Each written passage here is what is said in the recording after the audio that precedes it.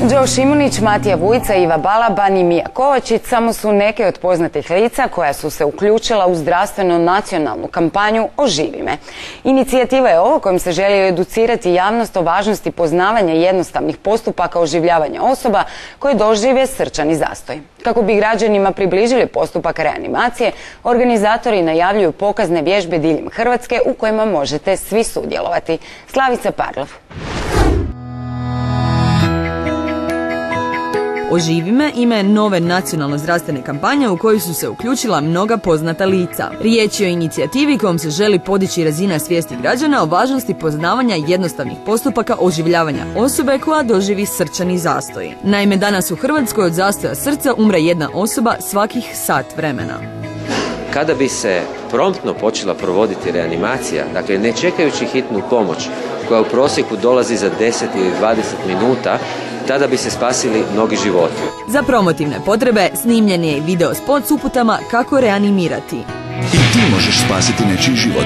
Uz televizijsku kampanja će se odvijati i putem dnevnih novina, internetskih portala, posebno osmišljene mobilne aplikacije te društvenih događanja. U Splitu, Zadru, Rijeci, Zagrebu i Osijeku će omogućiti svim građanima da se pojave na javnim površinama, da se druže s nama i da uz stručni nadzor educiranih ljudi zajedno se informiraju o postupcima oživljavanja na lutkama.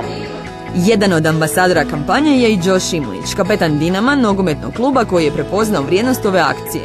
Čast mi velika i tako. Nadam se da će moći pomoći nekako na neki način. Uz titulu ambasadora kampanje, Joe se navikava i na ostale nove uloge, poput one očinske. Naime, prije mjesec dana dobio je kćerkicu. Kako se snalazite u ulozi oca? Jako lijep.